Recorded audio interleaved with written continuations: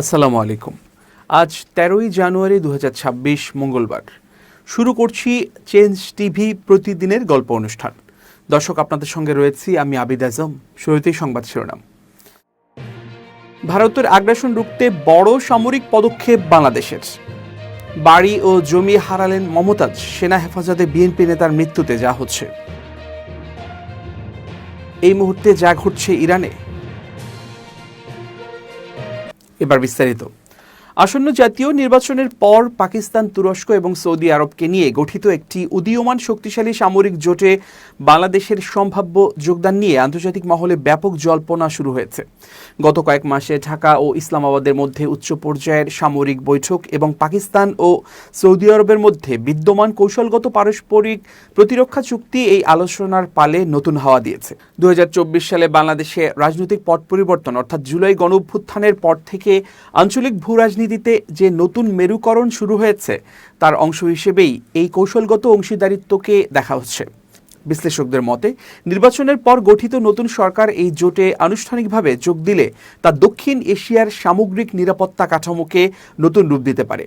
এই সম্ভাব্য জোটের ভিত্তিপ্রস্তর স্থাপিত হয়েছিল ২০২৫ সালের সেপ্টেম্বরে পাকিস্তান ও সৌদি আরবের মধ্যে স্বাক্ষরিত একটি প্রতিরক্ষা চুক্তির মাধ্যমে।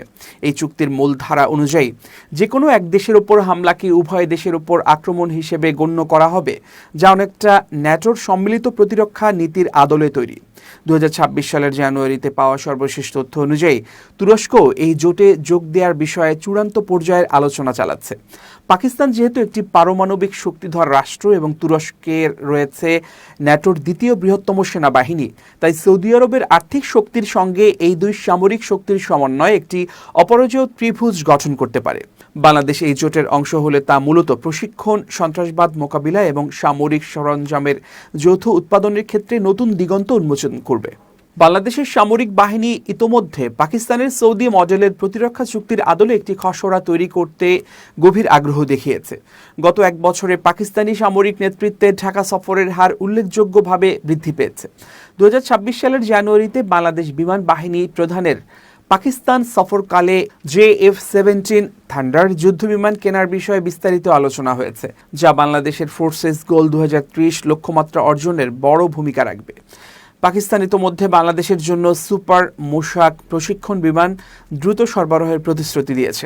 এই প্রতিরক্ষা সহযোগিতা শুধুমাত্র ক্রয় বিক্রয়ের মধ্যে সীমাবদ্ধ নয়, বরং গোয়েন্দা তথ্য আদান প্রদান এবং যৌথ সামরিক মহড়া পর্যন্ত বিস্তৃত হতে পারে বলে জানা গেছে। তবে এই জোটে বাংলাদেশের যোগদানের বিষয়টি অনেকাংশে নির্ভর করছে ১২ ফেব্রুয়ারির নির্বাচনের পর গঠিত সরকারের পররাষ্ট্রনীতির উপর। যদিও বর্তমান অন্তর্বর্তীকালীন প্রশাসনের অধীনে খসড়া চুক্তির কাজ অনেক দূর এগিয়েছে, তবে এর আনুষ্ঠানিক অনুমোদন দেবে পরবর্তী নির্বাচিত সংসদ। বাংলাদেশের প্রতিরক্ষা ব্যবস্থার আধুনিকায়ন এবং প্রতিবেশী দেশগুলোর সঙ্গে শক্তির ভারসাম্য বজায় রাখতে এই জোটকে একটি গুরুত্বপূর্ণ সুযোগ হিসেবে দেখছেন নিরাপত্তা বিশ্লেষকরা। তবে ঐতিহাসিক প্রেক্ষাপট এবং দেশের অভ্যন্তরীণ রাজনীতির মেরুকরণের কারণে এই সিদ্ধান্ত গ্রহণের ক্ষেত্রে সরকারকে সতর্কতার সঙ্গে এগোতে হবে। শেষ পর্যন্ত বাংলাদেশ এই চতুর্মুখী জোটে যোগ দিলে তা হবে মুসলিম বিশ্বের প্রধান দেশগুলোর মধ্যে এক নজিরবিহীন নিরাপত্তার সমন্বয়। মানিকগঞ্জ ২ আসনের সাবেক সংসদ সদস্য ও কণ্ঠশিল্পী মমতাজ বেগমের ৩টি বাড়িসহ ৪৭৪% জমি জব্দের নির্দেশ দিয়েছেন আদালত। মঙ্গলবার অর্থাৎ ১৩ জানুয়ারি দুর্নীতি দমন কমিশন দুদকের আবেদনের পরিপ্রেক্ষিতে এ আদেশ দেন ঢাকা মহানগর আদালত। আদালতের বেঞ্চ সহকারী রিয়াজ হোসেন জানিয়েছেন, জব্দ করা সম্পত্তির মধ্যে রয়েছে রাজধানীর DOHS এ অবস্থিত একটি বাড়ি এবং মানিকগঞ্জে অবস্থিত 2টি বাড়ি। পাশাপাশি ঢাকা ও মানিকগঞ্জে থাকা মোট ৪৭৪% জমিও জব্দের আওতায় এসেছে। বর্তমানে মমতাজ বেগম কারাগারে রয়েছেন। তার বিরুদ্ধে হত্যা মামলাসহ একাধিক মামলা রয়েছে। এছাড়া তার বিরুদ্ধে মানি লন্ডারিংয়ের অভিযোগও রয়েছে, যা বর্তমানে দুদক তদন্ত করছে। দুদকের উপপরিচালক মোহাম্মদ সিরাজুল হক সম্পত্তি জব্দের আবেদন করেন। আবেদনে বলা হয়েছে, মমতাজ বেগম ও তার স্বার্থ সংশ্লিষ্ট ব্যক্তি ও প্রতিষ্ঠানের বিরুদ্ধে মানি লন্ডারিংয়ের অভিযোগ রয়েছে। অভিযোগের অনুসন্ধান সুষ্ঠুভাবে পরিচালনার স্বার্থে এসব সম্পত্তি আদালতের মাধ্যমে জব্দ করা প্রয়োজন। আসন্ন টি-20 বিশ্বকাপে বাংলাদেশের অংশগ্রহণ নিয়ে এখনও অনিশ্চয়তা কাটেনি। সম্ভাব্য ভেন্যু কিংবা গ্রুপ পরিবর্তন নিয়ে সম্ভাবনার আলোচনা উঠেছে ক্রীড়াঙ্গনে। এরই মাঝে ভিডিও কনফারেন্স করেছে বিশ্ব ক্রিকেটের নিয়ন্ত্রক সংস্থা আইসিসি ও বাংলাদেশ ক্রিকেট বোর্ড বিসিবি, যেখানে নিরাপত্তা সংকটের কথা উল্লেখ করে বাংলাদেশের ম্যাচগুলো ভারতের বাইরেই পুনরায় আয়োজনের দাবি জানানো হয়েছে। আজ দুপুরে এই ভিডিও কনফারেন্স অনুষ্ঠিত হয়েছে বলে সংবাদ বিজ্ঞপ্তিতে জানিয়েছে বিসিবি। সেখানে বিসিবির পক্ষে সভাপতি আমিনুল ইসলাম সহ সভাপতি সাখাওয়াত হোসেন এবং ফারুক আহমেদ, ক্রিকেট অপারেশনস কমিটির পরিচালক ও চেয়ারম্যান নাজমুল আবেদিন এবং প্রধান নির্বাহী কর্মকর্তা নিজামুদ্দিন চৌধুরী অংশ নিয়েছেন। আইসিসির সঙ্গে আলোচনায় বিসিবির নিরাপত্তা উদ্বেগের কারণে ভারতে ভ্রমণ না করার বিষয়ে তাদের অবস্থান পুনর্ব্যক্ত করে। পাশাপাশি পুনরায় আইসিসিকে নিজেদের ম্যাচগুলো ভারতের বাইরে স্থানান্তর করার বিষয়টি বিবেচনার অনুরোধও জানিয়েছে বাংলাদেশ। বিপরীতে আইসিসি বলছে, টুর্নামেন্ট সূচি ইতোমধ্যেই ঘোষণা করা হয়েছে এবং বিসিবি যেন তাদের অবস্থান পুনর্বিবেচনা করে। তবে অবস্থান অপরিবর্তিত রাখার কথা জানায় বিসিবি। দুপক্ষের আলোচনায় তারা একমত হয়েছে যে সম্ভাব্য সমাধান বের করার লক্ষ্যে আলোচনা অব্যাহত থাকবে। খেলোয়াড়, কর্মকর্তা এবং কর্মীদের নিরাপত্তা নিশ্চিতের জন্য বিসিবি প্রতিশ্রুতিবদ্ধ বলেও দৃঢ়ভাবে জানিয়েছে বিজ্ঞপ্তিতে। এর আগে আইসিসির নিরাপত্তা বিভাগ বাংলাদেশের ভারত বিশ্বকাপ খেলতে যাওয়ার ইস্যুতে 3টি আশঙ্কার কথা জানিয়ে চিঠি পাঠিয়েছিল। সেই চিঠির বরাতে সংবাদ মাধ্যম বিবিসি বাংলা জানিয়েছে, ভারতে টি-20 বিশ্বকাপ আয়োজনের ঝুঁকি পর্যালোচনা সম্পন্ন হয়েছে ডিসেম্বরে এবং পুরো আসর ঘিরে ঝুঁকির মাত্রা মডারেট বা মাঝারি মাত্রার হিসেবে উল্লেখ করা হয়েছে। তবে বাংলাদেশের জন্য এই ঝুঁকির মাত্রা মডারেট টু হাই বা মাঝারি থেকে উচ্চ মাত্রার বলে জানানো হয়েছে বিসিবিকে পাঠানো অভ্যন্তরীণ মেইলে। এছাড়া ভারতে বিশ্বকাপ চলাকালে বাংলাদেশের সমর্থকদের নিরাপত্তা ইস্যু এবং বাংলাদেশের আসন্ন নির্বাচনকে কেন্দ্র করে ভারতের সঙ্গে সাম্প্রতিক উত্তেজনা ও রাজনৈতিক টানাপোড়েনের রেশও উল্লেখ রয়েছে। চুয়াডাঙ্গার জীবননগরে সেনা হেফাজতে পৌর বিএনপির সাধারণ সম্পাদক শামসুজ্জামান জাবলুর মৃত্যুর ঘটনায় দোষীদের বিরুদ্ধে ব্যবস্থা নেবে বলে জানিয়েছে বাংলাদেশ সেনাবাহিনী। মঙ্গলবার 13 জানুয়ারি অফিসিয়াল ফেসবুক পেজে এক সংবাদ বিজ্ঞপ্তিতে একথা জানিয়েছে আন্তঃবাহিনী জনসংযোগ পরিদপ্তর আইএসপিআর। বিজ্ঞপ্তিতে বলা হয়েছে, গত 12 জানুয়ারি আনুমানিক রাত 11টায় চুয়াডাঙ্গা জেলার জীবননগর উপজেলায় সুনির্দিষ্ট গোয়েন্দা তথ্যের ভিত্তিতে অবৈধ অস্ত্র উদ্ধারের লক্ষ্যে যৌথ বাহিনী কর্তৃক একটি বিশেষ অভিযান পরিচালনা করা হয়। অভিযানকালে জীবননগর উপজেলা স্বাস্থ্য কমপ্লেক্স সংলগ্ন একটি ফার্মেসি দোকান থেকে অবৈধ অস্ত্র রাখার অভিযোগে মোহাম্মদ শামসুজ্জামান ওরফে জাবলুকে আটক করা হয়। পরবর্তীতে আটককৃত ব্যক্তির প্রদত্ত তথ্যের ভিত্তিতে টহল দল উক্ত ফার্মেসিতে তল্লাশি পরিচালনা করে একটি 9 মিলিমিটার পিস্তল, একটি ম্যাগাজিন ও 4টি গুলি উদ্ধার করে। অভিযান শেষে আটক ব্যক্তি হঠাৎ অচেতন হয়ে পড়লে তাকে দ্রুত জীবননগর উপজেলা স্বাস্থ্য কমপ্লেক্সে নেওয়া হয়। পরবর্তীতে আনুমানিক রাত 12টা 25 কর্তব্যরত চিকিৎসক তাকে মৃত ঘোষণা করেন। এ ঘটনাটি অনাকাঙ্ক্ষিত, দুঃখজনক ও কোনোভাবেই গ্রহণযোগ্য নয় বলে উল্লেখ করে বিজ্ঞপ্তিতে বলা হয়েছে, ইতোমধ্যে উক্ত ক্যাম্পের ক্যাম্প কমান্ডার ও অভিযানে অংশগ্রহণকারী সব সেনা সদস্যকে সেনানিবাসে প্রত্যাহার এবং সঠিক কারণ উদ্ঘাটনের উদ্দেশ্যে একটি উচ্চপদস্থ তদন্ত কমিটি গঠন করা হয়েছে। তদন্তে দোষী সাব্যস্ত ব্যক্তিদের বিরুদ্ধে সেনা আইন অনুযায়ী যথাযথ আইনানুগ ব্যবস্থা গ্রহণ করা হবে। এদিকে ঘটনার পর এলাকায় উত্তেজনা ছড়িয়ে পড়লে সোমবার রাত 2টার দিকে পরিস্থিতি নিয়ন্ত্রণে ঘটনাস্থলে ছুটে যান চুয়াডাঙ্গা জেলা বিএনপির সভাপতি ও চুয়াডাঙ্গা 2 আসনে বিএনপির মনোনীত প্রার্থী মাহমুদ হাসান খান বাবু। তিনি বিক্ষুব্ধ নেতাকর্মীদের সঙ্গে কথা বলেন এবং শান্ত থাকার আহ্বান জানান। রাত 2:30টার দিকে তিনি হাসপাতালের ভেতরে গিয়ে প্রকৃত পরিস্থিতি জানার চেষ্টা করেন। এবার খুব জরুরি 1 মিনিট জানাচ্ছেন ইউনেস্কো ক্লাব পুরস্কার বিজয়ী সাংবাদিক আমিরুল মোমিনিন মানিক। খুব জরুরি 1 মিনিটে প্রত্যেককে আমন্ত্রণ। ভাষার মাসে গুরু চণ্ডালীর দোষ সম্পর্কে আপনাদেরকে অবগত করতে চাই। একটি বাক্যে যখন সাধু এবং চলিত ভাষার মিশ্রণ ঘটে তখন সেটাকে গুরু চণ্ডালী দোষ বলে। যেমন তাহারা এসেছে, এখানে তাহারা হচ্ছে সাধু আর এসেছে হচ্ছে চলিত। সুতরাং শব্দটা গুরু চণ্ডালীর দোষে দুষ্ট হবে। তারা এসেছে অথবা তাহারা আসিয়াছে। আসুন ভাষার মাসে এই একটি দোষ হলেও তা থেকে আমরা মুক্ত থাকি। ভালো থাকবেন, শুভেচ্ছা নিরন্তর। এবার দেশের বাইরের খবর।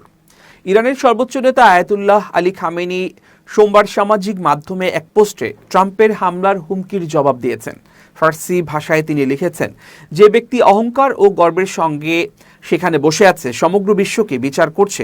সে জেনে রাখুক, এই বিশ্বের অত্যাচারী এবং অহংকারী ফেরাউন নমরুদ রেজা শাহ ক্ষমতার শীর্ষে থেকেও উৎখাত হয়েছিল, তাকেও উৎখাত করা হবে।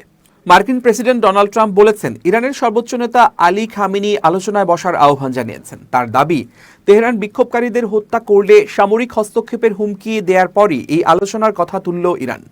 গতকাল ট্রাম্প এয়ারফোর্স ওয়ানে সাংবাদিকদের বলেন, ইরানের নেতারা ফোন করেছেন, একটি বৈঠকের আয়োজন হচ্ছে, তারা আলোচনা করতে চান, তবে বৈঠকের আগেই আমাদের পদক্ষেপ নিতে হতে পারে বলেও হুমকি দেন ট্রাম্প। যুদ্ধের জন্য প্রস্তুত ইরান তেহরানে বিদেশি রাষ্ট্রদূতদের একটি সম্মেলনে গতকাল ইরানের পররাষ্ট্রমন্ত্রী আব্বাস আরাকচি বলেন, ইসলামী প্রজাতন্ত্র যুদ্ধ চাইছে না, তবে যুদ্ধের জন্য সম্পূর্ণ প্রস্তুত। আমরা আলোচনার জন্য প্রস্তুত, তবে এই আলোচনা ন্যায্য, সমান অধিকার এবং পারস্পরিক শ্রদ্ধার ভিত্তিতে হওয়া উচিত। তিনি বলেন, প্রাণঘাতী সহিংসতার পেছনে যুক্তরাষ্ট্র ও ইসরায়েলের হাত রয়েছে। পররাষ্ট্র মন্ত্রণালয়ের মুখপাত্র ইসমাইল বাঘাই বলেছেন, কূটনৈতিক সম্পর্ক না থাকা সত্ত্বেও আরাকচি এবং মধ্যপ্রাচ্যের জন্য ট্রাম্পের বিশেষ দূত স্টিভ উইটকফের মধ্যে যোগাযোগের একটি চ্যানেল খোলা রয়েছে। প্রয়োজনে বার্তা আদান প্রদানও করা হয়। তিনি বলেন, ইরানের যুক্তরাষ্ট্রের কোনো কূটনৈতিক উপস্থিতি না থাকলেও সুইস দূতাবাস তাদের স্বার্থের প্রতিনিধিত্ব করে। মর্গের বাইরে কয়েক ডজন মৃতদেহ ইরানে। 84 ঘন্টারও বেশি সময় ধরে ইন্টারনেট বন্ধ রয়েছে সেখানে। আন্তর্জাতিক ইন্টারনেট মনিটরিং সংস্থা মনিটর নেট ব্লকস জানিয়েছে, গত বৃহস্পতিবার থেকে বড় শহরগুলোতে কাঁপানো গণবিক্ষোভ হলেও ইন্টারনেট থাকা ভিডিও পোস্ট ব্যাপক বাধাগ্রস্ত হয়। রোববার এক ভিডিওতে দেখা গেছে, তেহরানের দক্ষিণে একটি মর্গের বাইরে কয়েক ডজন মৃতদেহ জড়ো করা হয়েছে। নরওয়ে ভিত্তিক এনজিও ইরান হিউম্যান রাইটস জানিয়েছে, অযাচাই করা কিছু সূত্র ইরানের বিক্ষোভে অন্তত 2000 জনেরও বেশি লোক নিহত হওয়ার কথা জানিয়েছে। এছাড়া 2600 জনেরও বেশি বিক্ষোভকারীকে গ্রেপ্তার করা হয়েছে। ইরানে নিষিদ্ধ বিরোধী দল পিপলস মুজাহিদিন বলেছে, দেশের অভ্যন্তরে তাদের সূত্র অনুসারে 3000-এর বেশি মানুষ নিহত হয়েছে। তেহরানের সমাবেশে সরকারপন্থীদের ঢল। তেহরানের গভর্নর মোহাম্মদ সাদেক মোতামেদিয়ান এক বক্তব্যে বলেন, বিক্ষোভকারীদের সংখ্যা কমে যাচ্ছে। রাষ্ট্রীয় টেলিভিশন সোমবার তেহরানে একটি সরকারের সমর্থনে বড় বিক্ষোভ মিছিলের ফুটেজ দেখিয়েছে। এ সময় তারা ইসরায়েল মুর্দাবাদ, আমেরিকা মুর্দাবাদ স্লোগান দিচ্ছিল। নিহত কর্মকর্তাদের জানাজা উপলক্ষে হাজার হাজার সরকারপন্থী বিক্ষোভকারী রাস্তায় নামেন। রাষ্ট্রীয় টেলিভিশনে তেহরানের ইনকিলাব স্কয়ারে জড়ো হওয়া বিক্ষোভকারীদের দেখানো হয়েছে। প্রেসিডেন্ট মাসুদ পেজেশকিয়ানের ডাকে অন্যান্য শহরেও একই ধরনের বড় সমাবেশ হয়েছে। ভারতের মহাকাশ গবেষণায় বড় ধরনের ব্যর্থতা ঘটেছে। দেশটির polar satellite launch vehicle mission C-62 সোমবার অন্ধ্রপ্রদেশের শ্রীহরিকোটা থেকে সফলভাবে উৎক্ষেপণ করা হলেও কক্ষপথে পৌঁছাতে ব্যর্থ হয়েছে। এতে 16টি বহন করা স্যাটেলাইট বা উপগ্রহ হারিয়ে গেছে। 260 টন ওজনের রকেটটি সকাল 10:17 উৎক্ষেপণ করা হয়। প্রথম ও দ্বিতীয় ধাপের উৎক্ষেপণ স্বাভাবিকভাবে সম্পন্ন হলেও তৃতীয় ধাপে ত্রুটি দেখা দেয়। উৎক্ষেপণের প্রায় 8 মিনিট পর মিশন থেমে যায় এবং মিশন কন্ট্রোল থেকে আর কোনো টেলিমেট্রি তথ্য পাওয়া যায়নি। ইসরো জানিয়েছে, রকেট নির্ধারিত গতিপথ থেকে সরে গিয়েছে। ব্যর্থতা বিশ্লেষণ কমিটি ইতোমধ্যেই তদন্ত শুরু করেছে। ইসরো চেয়ারম্যান ভি নারায়ণ জানায়, আমরা তথ্য বিশ্লেষণ করছি এবং প্রয়োজনীয় আপডেট শিগগিরই প্রদান করব। মিশন C-62-তে ভারতীয় প্রতিরক্ষা গবেষণা ও উন্নয়ন সংস্থার গোয়েন্দা স্যাটেলাইট অন্বেষা এবং ইসরোর EOS-N-1 উপগ্রহ অন্তর্ভুক্ত ছিল। এটি 8 মাসের মধ্যে PSLVর দ্বিতীয় ব্যর্থতা।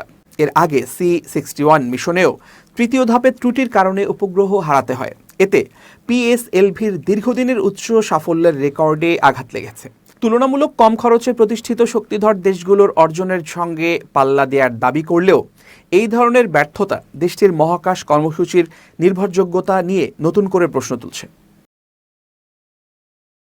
প্রিয় দর্শক, শেষ করছি চেঞ্জ টিভির প্রতিদিনের গল্পের আজকের গল্প।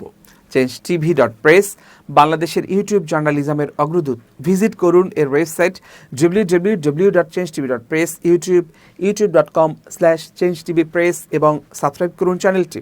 নিয়মিত লাইক, কমেন্ট ও শেয়ার করে আপডেট রাখুন নিজেকে। ভালো থাকুন, নিরাপদে থাকুন, শুভেচ্ছা নিরন্তর। changetv.press, এক ফোঁটা হলুদ নেই।